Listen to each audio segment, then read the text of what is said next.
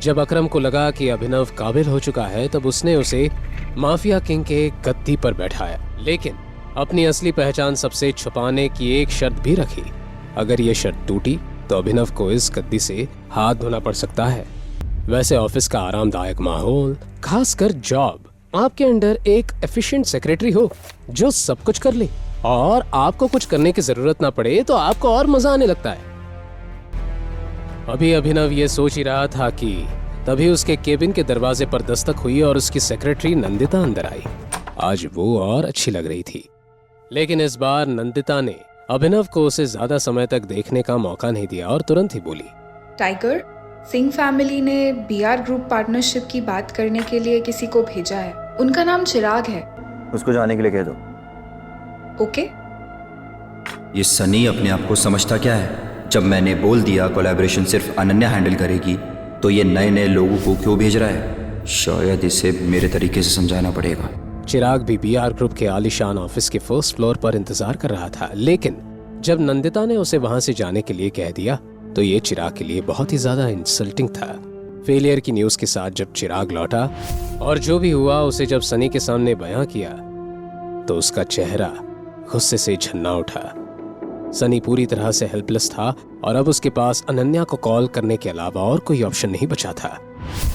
दूसरी ओर अनन्या अपने दादाजी के साथ शॉपिंग कर रही थी। तभी उसका फोन बजा तो उसने देखा कि सनी की तरफ से कॉल आ रहा था। अनन्या ने कॉल उठाते ही लाउड स्पीकर पर लगाया। हाँ जी भैया। अनन्या, तुम्हारे भाई को तुमसे एक हेल्प चाहिए थी, क्या तुम हेल्प करोगी? हेल्प? भैया मैं कुछ समझी नहीं।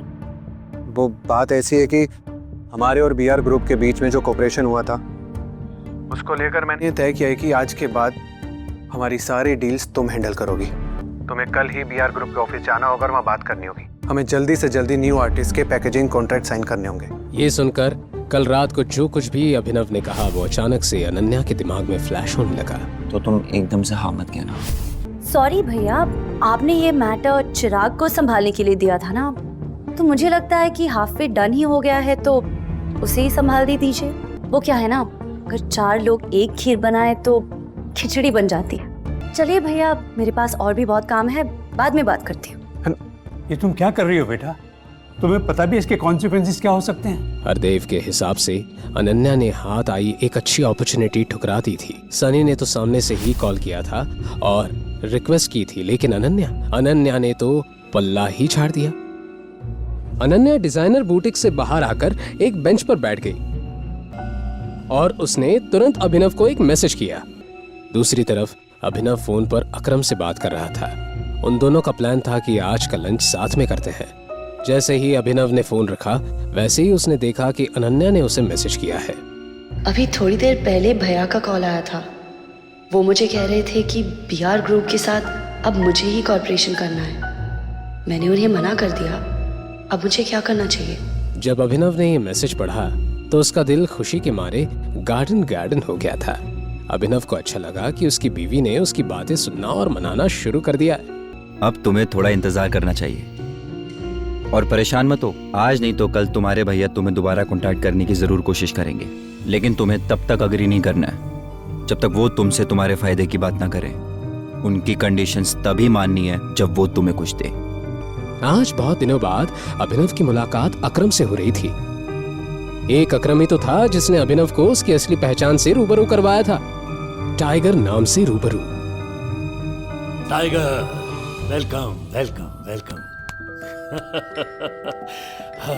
आओ, इधर बैठो। अकरम ने अभिनव को सम्मान देते हुए मेन चेयर पर बैठाया और कहने लगा कि उसने उसे एक खास मकसद के लिए बुलाया है। उसके बाद अकरम ने जैसे ही एक ताली बजाई वैसे ही काले कपड़ों में एक आदमी उस कमरे में आया। उसके हाथ में एक छोटा सा बॉक्स था। अकरम ने उस आदमी के हाथ से उस बॉक्स को लिया और अभिनव को देखने लगा। इसे मैंने खास तुम्हारे लिए प्रिपेयर किया था। पिछले 18 सालों से ये अमानत मेरे साथ थी, लेकिन अब वक्त आ गया है कि ये उसके हाथों में जाए जिसकी अमानत है। अकरम अंकल, मैं ये अमानत नहीं ले सकता। स्पेशली मैंने तुम्हारे लिए इसे ढूंढा है और वक्त आने पर ये तुम्हारे बहुत काम आएगी। जैसे ही अकरम के मुंह से ये शब्द बाहर आए वैसे ही उसका फोन बजने लगा। आगे की कहानी जानने के लिए देखें अगला एपिसोड सिर्फ पॉकेट FM के YouTube चैनल पर और द रिटर्न ऑफ टाइगर के सारे एपिसोड्स को सुनने के लिए डिस्क्रिप्शन में दी लिंक से डाउनलोड करें पॉकेट FM ऐप।